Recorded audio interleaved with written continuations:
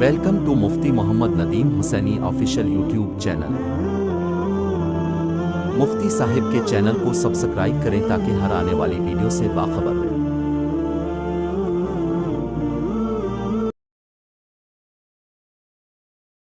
قال النبی صلی اللہ علیہ وسلم القبر روضۃ من ریاض الجنہ او حفرۃ من حفر النار او کما قال رسول اللہ صلی اللہ علیہ وسلم۔ میرے بھائی دوستو، آج قبر سے انسان نے اپنا تعلق ختم کر لیا ہے، جبکہ نبی اکرم صلی اللہ علیہ وسلم کی احادیث میں ہمیں ملتا ہے کہ قبر کئی بار دن میں یاد کرتی ہے بندے کو، اور اگر انسان بھی ایسے ہی بندہ اپنی قبر کو یاد کرنا شروع کر دے تو گناہ کے قریب بھی نہ جائے۔ آج اس قبر کا سامنا کرنا ہی کرنا ہے ہمیں۔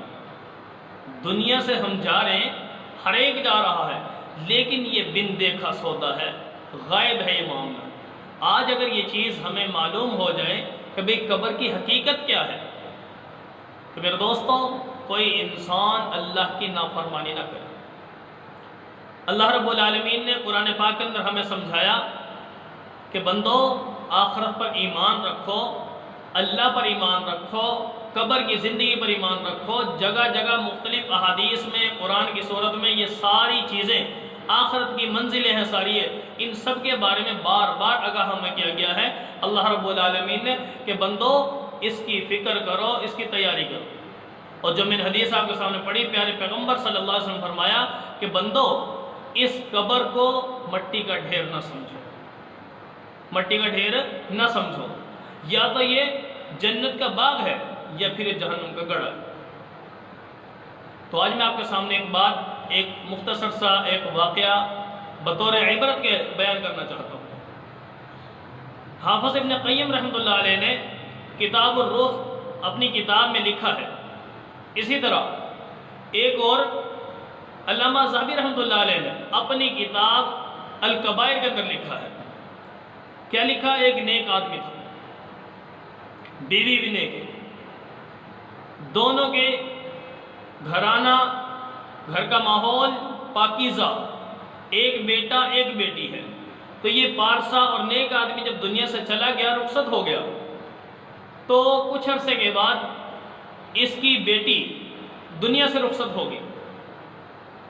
جب اس کی بیٹی کو قبرستان لے جایا گیا، جنازہ پڑھنے کے بعد تدفین کر دی گئی، لوگ ابھی تدفین کر کے فارغ ہی ہوئے تھے کہ اچانک دیکھا کہ یکایک اس قبر سے آگ کے شعلے نکلے، آگ کے شعلے نظر آئے سب لوگوں نے نکلتے دیکھے، گویا اس قبر میں آگ جلا دی گئی۔ اب یہ معاملہ ہوا کہ لوگوں نے جب دیکھا، لوگوں نے پوچھا کہ بھئی کیا وجہ ہے، آخر کیا معاملہ ہے؟ تو اس لڑکی کا بھائی اس جنازے کے اندر شامل تھا۔ جیسے ہی اس نے یہ حالت دیکھی، پریشانی کے عالم میں گھر آیا دوڑتا ہوا، اور جب گھر آ گیا، آ کر پوچھنے لگا کہ اماں جان، اور تلوار ہاتھ میں لے لی، تلوار ہاتھ میں لے کر چل دیا اور کہا کہ اماں جان مجھے بتا میری بہن کے اندر کیا خامی تھی۔ ماں نے کہا کہ بیٹا خامی تو کوئی نہیں دیکھی میں نے، کبھی گھر سے باہر نہیں جاتے دیکھا میں نے، کوئی غیر محرم ہمارے گھر میں نہیں آیا، اور کوئی ایسے گناہ کوئی زندگی میں مجھے تو نظر نہیں آیا۔ تو بیٹا کہنے لگا کہ اماں جان مجھے صحیح بتا دے، ورنہ تلوار میرے ہاتھ میں ہے یہ، کہ آخر کیا کمی تھی میری بہن کے اندر۔ پھر ماں نے سمجھانا چاہا کہ بیٹا دماغی توازن ٹھیک ہے آپ کا، کیا معاملہ بنا مجھے بات تو بتا، آخر تو جنازہ پڑھ کے آ رہا ہے، تدفین کے بعد تو میرے پاس دوڑتا ہوا آ رہا ہے، آخر وجہ کیا بنی ہے؟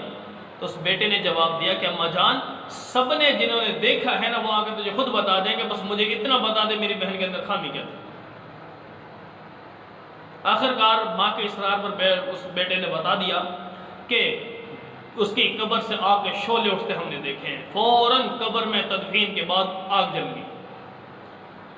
اب ماں نے جب یہ دیکھا تو ماں نے پوچھا کہ بیٹا ایسا تو کوئی معاملہ تھا نہیں، لیکن اتنا ضرور ہے کہ نماز میں سستی کرتی تھی، پڑھتی ضرور تھی، روزے دار تھی، نیک تھی، لیکن نماز میں سستی کرتی بے وقت پڑھنا، ٹال دینا وقت کو، اس طرح کی کیفیت اس کی تھی۔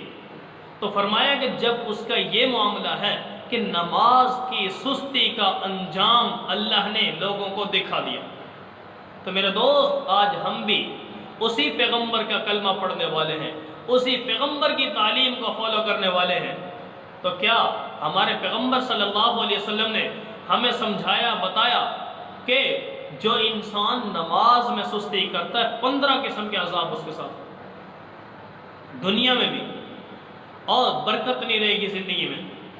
مختلف ہیں، میں مختصر ایک دو عرض کر دیتا ہوں۔ قبر کے اندر جا کر 3 عذاب شروع ہو جائیں گے، حشر میں ہوں گے، اور جنت جہنم کا معاملہ اس کے ساتھ یہ ساری چیزیں ہوں گی۔ بے نمازی کی بات نہیں کر رہا، نماز میں سستی کرنے والے کی بات ہے یہ۔ اور میرے دوست جب نبی اکرم صلی اللہ علیہ وسلم نے ایک اور حدیث کے اندر فرمایا فضائل اعمال ہر مسجد میں، ہر گھر میں کہیں نہ کہیں میسر آئی جاتی ہے تقریباً، ورنہ مساجد میں ہوتی ہے، یہ احادیث موجود ہیں، اس کے اندر ذکر فرمائیے۔ فرمایا کہ جو نماز میں سستی کرتا ہے، پڑھ لیتا ہے، اس کے باوجود اس بندے کو اگر اللہ رب العالمین اپنے قانون اور فیصلہ کریں گے اپنے اصول کے مطابق، تو فرمائے ایک نماز کے بدلے ایک حکم جہنم میں جلنا پڑے گا۔ اور ایک حکم کی مقدار کتنی ہے؟ 2,88,00,000 سال بنتی ہے میرے دوست، 2,88,00,000 سال، کوئی معمولی بات نہیں ہے۔ تو میرے دوستو یہ بے نمازی کی بات نہیں کر رہا، نماز میں سستی کرنے والے کی یہ ہے۔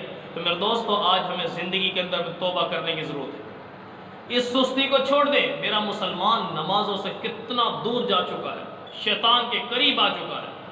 میرے دوست آج اس غفلت والی زندگی سے توبہ کریں، پیارے پیغمبر صلی اللہ علیہ وسلم کی سنتوں بھری زندگی اپنائیں، اور اپنے نبی صلی اللہ علیہ وسلم کو راضی کرنے والے، اللہ کو راضی کرنے والے اعمال اپنی زندگی میں لائیں۔ ابھی علامہ ذہبی رحمہ اللہ اور حافظ ابن قیم رحمۃ اللہ علیہ نے اس واقعے کو نقل کیا ہے، تو اس سے کیا مقصد ہے؟ عبرت حاصل کریں۔ اور اللہ رب العالمین فرماتے ہیں فَاعْتَبِرُوا يَا أُولِي الْأَبْصَارِ، اے عقل مند، اے بصیرت والو، ان چیزوں کو دیکھو، ان معاملات کو دیکھو، ان حالات کو دیکھو، ان واقعات کو دیکھو اور عبرت حاصل کرو۔ تو میرے دوست آج اگر ہم اپنے رب سے توبہ کر لیں اور صلح کر لیں، اور 5 وقت کی نماز اللہ نے ہم سے مطالبہ کیا ہے، اگر ہم نماز پڑھ لیں گے میرے دوست اپنے رب کے محبوب بن جائیں گے۔